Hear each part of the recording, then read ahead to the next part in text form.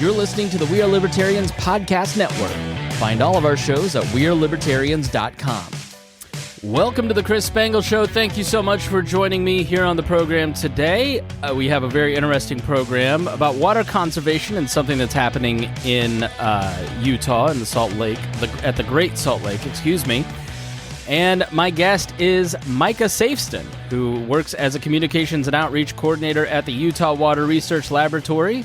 He is also a contributor for Young Voices, where he writes about natural resources policy and water in the West, and his views do not necessarily represent those of his employer.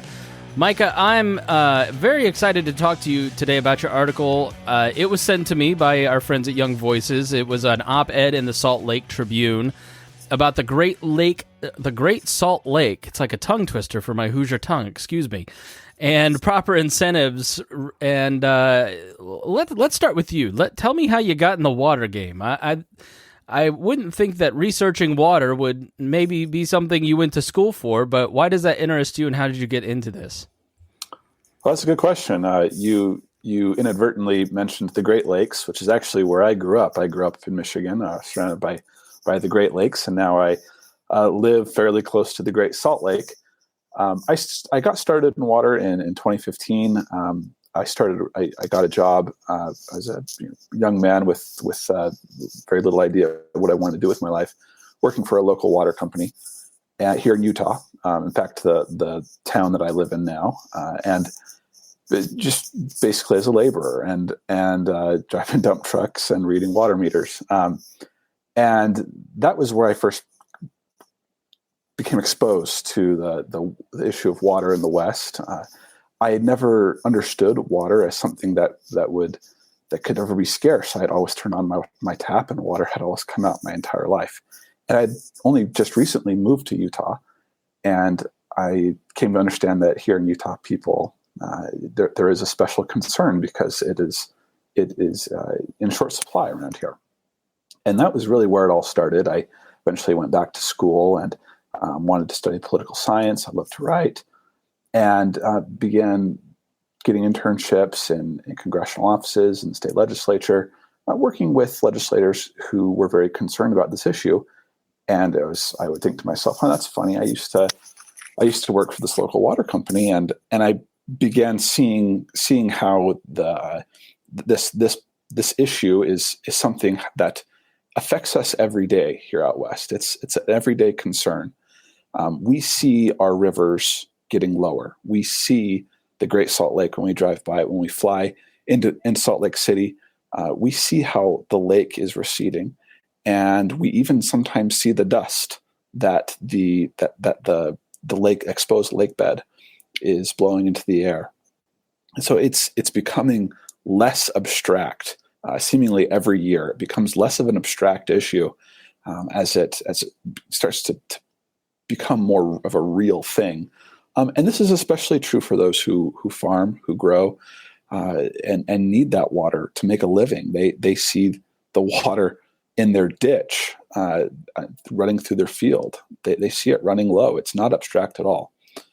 So it's become not just a very interesting issue, but I think one that is actually very important and actually I think for me just I derive a great amount of satisfaction thinking and reading and writing and learning about this very important issue. Just be careful. Your mic's rubbing on your shirt a little bit. Sorry. No, you're good. I mean, you as a Michigander, me as a Hoosier, we understand what it's like just to sort of always have water, and irrigation's not a problem, and we have a healthy water table and a lot of rain. And to be honest, here in Indiana, it didn't hit our radar that Lake Mead, for instance, was going down until, the mob's bodies started showing up. And then all of a sudden, I started watching this YouTube channel of two fishermen who were kind of documenting that drop in Lake Mead, and just a couple regular guys kind of showing this precipitous, quick drop over the summer in Lake Mead. And obviously you're talking about the Great Salt Lake, which I was not even aware that there was an issue with that lake dropping. What is causing water tables to drop with these great lakes, these gigantic lakes in the American Southwest to drop? What is causing it? Well, it kind of depends on the lake. The Great Salt Lake, the water leaves the Great Salt Lake primarily through evaporation. That's really the only way it leaves the lake. And so what is causing it to the levels to decrease is that there is less water flowing into it. And really that is, I guess that is the one cause that is contributing to all of these decreasing lake levels. And in the Great Salt Lake, that is primarily due to human use. However, drought is also a big part of it. And there's kind of those two things play off of each other. And when you're looking at more like Lake Mead or Lake Powell, which are the two large reservoirs on the Colorado River, those are reservoirs where water flows out of them past the Glen Canyon and then later the Hoover Dam. And so those lake levels are low because of drought. There's less, the Colorado River is low. Those lakes are low because the Colorado River is low. And then we are, releasing most of that water down past the dam or dams. And so that the drought and human use are the two primary reasons. There's not much we can do about the drought, but there's a lot we can do about human use. So give me a size and scope of the problem in the American Southwest as a whole before we talk about specifically conservation with the Great Salt Lake. Is it, if you live in Southern California, should you have a go bag and dig up your silver in the backyard? Is it that dire? Or, with some smart steps, we can make this manageable for people in Arizona, Colorado, Utah? So just generally speaking, it is very dire. I'm not going to recommend anyone, bury their wealth in their backyard just yet.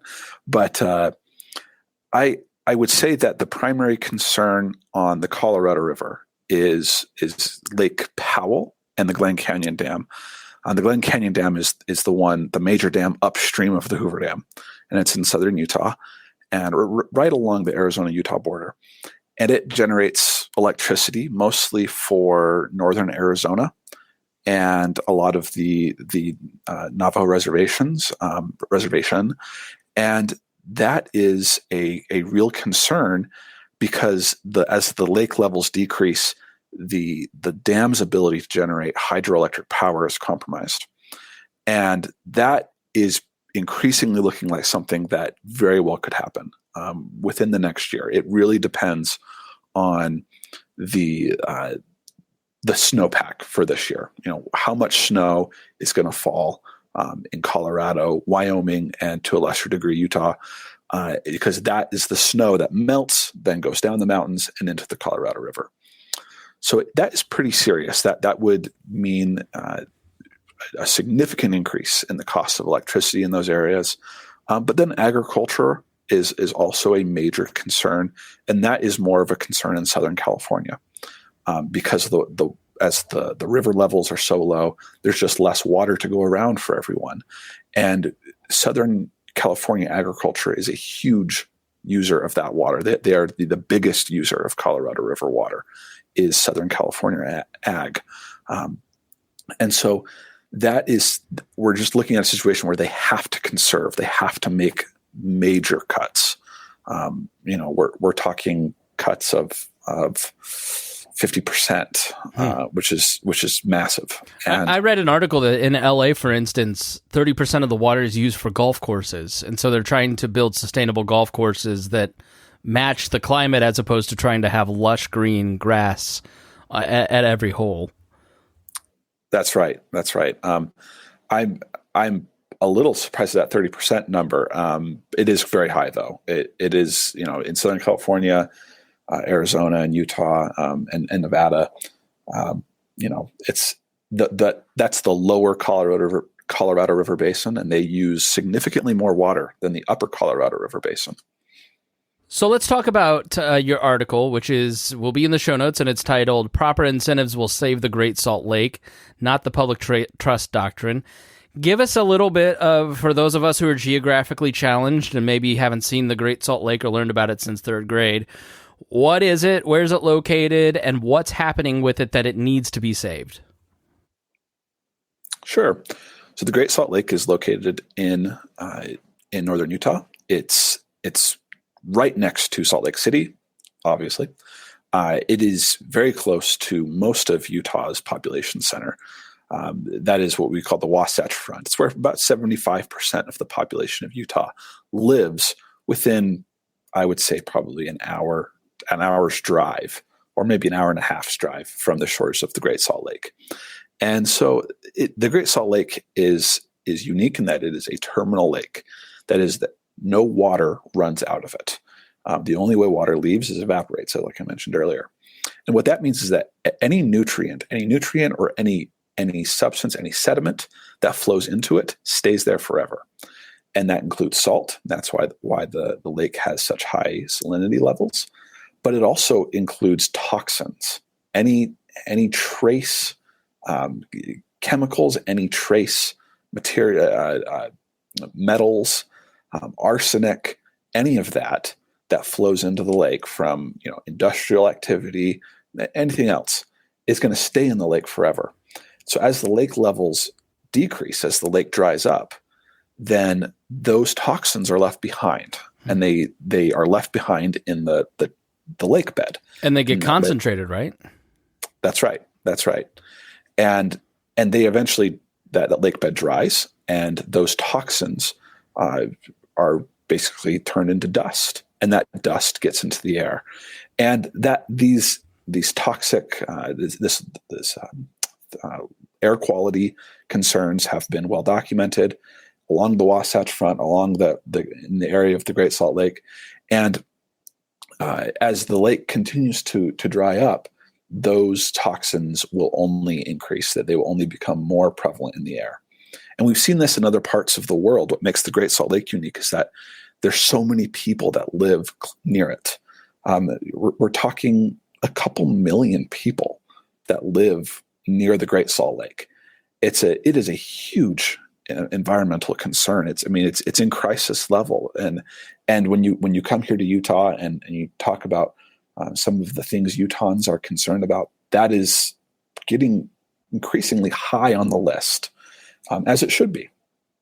And so there's been a lot of discussion about how do we fix this? And the easiest, most obvious answer is to get water back in the lake, which means we need to conserve water. Now, there's other ideas too. There's talk of piping water from the Pacific Ocean and other things like that, which are far-fetched, to say the least. Yeah, you got to build a pipeline, right? Which brings all kinds of concerns, like we see with the pipeline in South Dakota, for instance. That's right, and I mean, at least it would have water or salt water instead of gas, but you do have to pump it. You have to pump it over the Sierra Nevada mountains, which is, and I would think that you'd add a lot of bacteria and salt, which maybe the salt kills the bacteria, but that would offset maybe the natural balance of it. Yep. So do the people around the lake use the water for, you say nothing comes out, meaning it's not attached to a river. Is it filled with runoff from snow in the mountains, and then that's how it fills up, and then is it drained using for commercial water, essentially? I don't know how would you phrase that, water that you use? Yeah, so there are three major rivers that flow into the Great Salt Lake, and all three of them are rivers that flow from the mountains in this area. Two of them from the Wasatch Mountains, and then a third that's from both the Uinta and Wasatch Mountains. And so, yeah, this is all snow runoff that melts, and then it flows into the lake. The problem is that we use that water before it gets to the Great Salt Lake. We use a great deal of it. It's our drinking water. It is the water we grow crops with. It's used in industrial processes and mining, and that means there's less water that goes into the lake. The more we use. Okay, so I'm completely ignorant of that concept. How do we take water out of the rivers to use it other places? Like, I mean, in my mind, in my cartoon brain, there's like a giant funnel that a farmer just stuck into the river. How do you extract water from a river and then port it over to become, water? Just give me like a basic tutorial of how that works. Sure. So it's a series of canals. And so we build canals that turn into irrigation ditches, really the big user is agriculture, right? So it's something like 63%, I think is the number. 63% of the water in the Great Salt Lake watershed is used for agriculture. And so I should say the diverted water, the water that we take out of the rivers. So when we divert water, we build a canal, and it just flows into the canal. Some of it flows into the canal rather than staying in the riverbank. And so that kind of it becomes a network of canals that go to each individual field and farm, and then that is basically we need ways to keep track of this water. We meter it, and we're doing a better job of that, of metering this water, of knowing where it's going, how much it's going where, and then it's used, that is primarily how it would be used for agriculture. When you're looking at more like municipal use, like the water that comes into your house, in the Intermountain West, we primarily use groundwater, and so it's a well, and so we're digging wells, and water is coming up through the well, but that is still the same water that ultimately would go to the rivers anyway. We're just kind of catching it earlier in that case. So we're digging a well, often high in the mountains, and then that water is instead of coming in through a canal or a river, it's coming in through pipe, and we'll treat it, and then it comes to our house. So essentially, the conversation about the Great Salt Lake is using less of the water from the rivers so it fills more. And what is being proposed? What is the prevailing proposal? Because I'm guessing it's probably a bad idea. And then we'll talk about your solution on the other side. Right. Well, there's a few ideas, and the case I would make would actually be that in the case of Utah, we're more and more implementing the good ideas. What I was responding to in this article was actually a proposal that I think has been around longer, and you also see more often outside of Utah, and that is basically it's eminent domain for water. And it's the idea that water, like any other natural resource, like land or wildlife, belongs to the public, and therefore the public, through the government, has the right to regulate it. And I don't think that necessarily follows, but even if it did, it would not be practical. It wouldn't work the way that we would intend. And so what is being proposed by some in Utah is what is called public trust doctrine, and that's the idea that this water belongs to the public, and therefore the Utah State Legislature would be justified in claiming parts of the water rights that farmers have to grow their crops. And so farmers typically actually have water shares that come from a larger water right held by a canal company that would but those water rights are still granted by the state of Utah. And so the proposal would just be for the state of Utah to basically rescind the rights that it has already given, or to at least rescind part of it, to say you actually don't have a right to use this water because there is a public trust that we have to fulfill, and we're going to use this to conserve water, and you will not be allowed to use it to grow. So in other words, you're going to basically pull the rug out from businesses and jobs. That's right. Yeah, that's right. Yeah, and my what my point in the article is saying is that would actually have precisely the opposite effect, and that what we instead need to be doing is to find ways to incentivize conservation, to allow farmers to make conservation profitable for them. And so, to best understand this, you kind of have to understand where these farmers have the right to their water, and that is that they get a share from a canal company, and a company is just a conglomerate of individual property owners, or individual growers, or water users in a regional area, and they have come together and have acquired a right to a large amount or a significant amount of some river's water, or maybe a couple of rivers' water, and what the farmer has is he has a share in that company. And so what I am proposing is that we pursue policies that make those water shares more valuable, make them more worth buying, selling, using carefully, because they're now more valuable. And that is, I think Utah has actually done a really good job in the last couple of years of making that the case. And I think it's going to have a positive effect. I think conservation, we've already seen huge savings in conservation in the last couple of years in Utah. And I think we will only see more.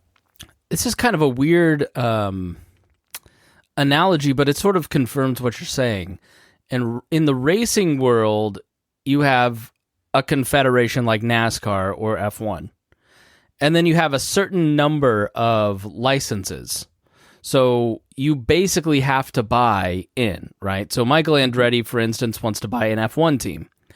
Well, nobody wants to issue him a charter because they all have a pool of money that they take from equally, and no one wants to dilute the amount of money that each team is getting. They don't want to go from $1 million a race to $750,000 a race. It doesn't benefit them to add that other team.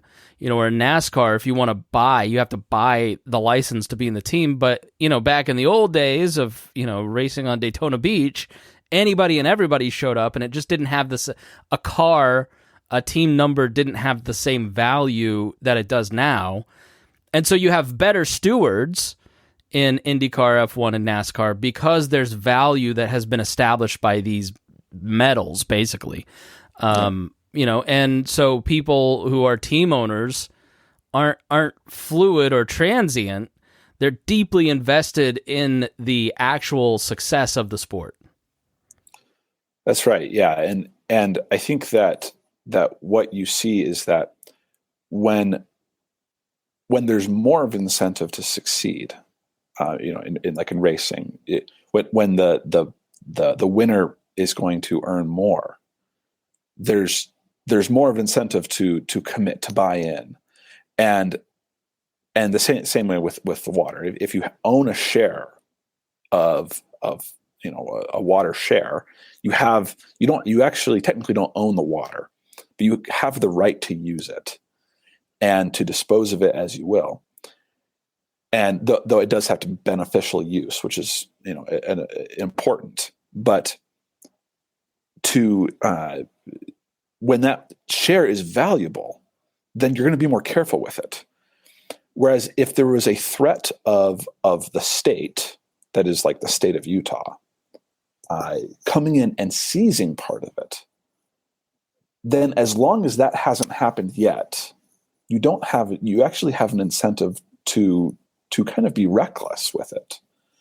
And it also, it decreases the investment in water conservation generally. There's now less money in owning a share if you know there's a possibility of it coming and being seized. And so I just want to protect these water shares, these rights, as assets, and to make them something that can be better bought and sold, rather than just like this kind of amorphous, sort of unclear allowance from the state that we're going to let you until we decide you can't anymore. And that to me is troubling. Because then all of a sudden, well, I literally just, I'm batch recording these, and we were talking about a different issue, but it's the same exact principle. If you're a company that at 2% has just planned for 2% inflation, then all of a sudden the government says our new baseline's 4%, then you go, well, they can just change it on me at any time. Why invest? Right? That's exactly, yeah. So you need predictability. You need you need kind of the predictability of what you're offering, as opposed to this is ours, let me take it. Yeah, the stability, that stability is part of the value. And there's already, what's hard is that there's already an incredible amount of instability in this field, in this world, just because we are dependent on weather patterns. We could have a bad year, and we had one, 2 winters ago was a really bad winter, and last winter wasn't much better. And that is already a lot of instability just right there. And what is being proposed through this public trust doctrine is just another layer of instability. I'm going to have to do this to you. I hate to do it, but I'm going to have to put on my progressive hat here and just say I can't think of anything more unstable than the free market. We're in this situation because of unfettered capitalism, Micah. And I just don't know why you'd want to enshrine generational wealth into the hands of a few people to own the resources of the people. Why would you want to use the power of the government to give the few control over something that we all need? Well, the whole idea here is that it is water is going to be distributed to where it is needed most. And so I think you'll find that a great deal of farmers are willing and able to lease out their shares when they determine that they don't need it. And this actually is a problem. There is a problem that arises here in that when you make water more of an asset, you then allow conservation. You could allow for conservation by saying you get to keep that asset as if you can lease it out for conservation. And that was just a bill that allowed that here in Utah was just passed earlier this year. The problem is then who is going to pay for that? Who is going to pay to have that water do nothing, just sit in a stream and go back to the Great Salt Lake? And that is where the state of Utah will come in and has come in and was able to pledge something like $40 million with $40 million in matching funds from private donors, saying the state will now lease water for conservation. And so what I'm actually allowing a great deal for the state. And it's actually a great testament to Utah's fiscal responsibility, balanced budget year after year. This year they're looking at running a $3.3 billion surplus because they balance a budget every year. And some of that money will be able to go will go to farmers, to shareholders, to conserve water. And yeah, it is going to these holders of these wealthy holders of these water rights holders. I put wealthy in quotes because many of them are just farmers who have families farmed on this land for generations. They may be wealthy, but they're cash poor. I'll tell you that. So there is a place for the state to come in, and the state of Utah is doing it, and I applaud them for it. I know our conception of a farmer now, or one of these folks, is Yellowstone. I got my own helicopter, which is not the case. All right. Well, thank you so much for kind of, is there anything that I missed maybe from the article that we didn't cover that you want to touch on really quickly? Well, I think just that this is unfortunately becoming increasing almost like a partisan issue, where it because farmers and agriculture, the support for agriculture does tend to come from one side of the political spectrum in Utah, and I think throughout the West. And there's kind of and it is the side that often opposes the kind of intrusive government practice that you see in this public trust doctrine. But I think one of my hopes for this article was that it would point out that it may feel good to punish. It may feel good to punish these farmers by taking away something that's so important to them, like their water, and giving it to the Great Salt Lake. But I actually think that it wouldn't even work. It wouldn't even work because that water is still running through a ditch on their farm. And unless you're going to have agents of the state at every farm, at every ditch, at every valve. Oops, my dynamite just went off. Yeah, you are not going to be able to enforce something like this. It's not going to be enforceable, and others to be. And when you basically make these threats that it will be made illegal to use it, you're actually taking away the incentive they have to conserve out of their own free will and choice. So. All right, Micah, shameless self-promotion time. Where can people follow you if they want to know more about this topic? Sure. I mean, you can follow me on Twitter, Micah, M-I-C-A-H, R, Safsten, S-A-F-S-T-E-N, just at Micah R. Safsten on Twitter. And I post, what I write about, mostly issues related to my home state of Utah and water in the West. So. All right, very good. Thank you so much for your time. We really appreciate you being here. Yeah, thank you, Chris. It was fun. And thank you, dear listener, for being a part of the show. If you learned something, and I know you did because I learned something, then please share it with your friends. That is the best way to help any podcast that you love grow. And we are guessing if you got to the end of the podcast, you love us. So please give us a share. We really do appreciate it. Word of mouth is huge. Thank you so much for listening, and we'll see you again next time.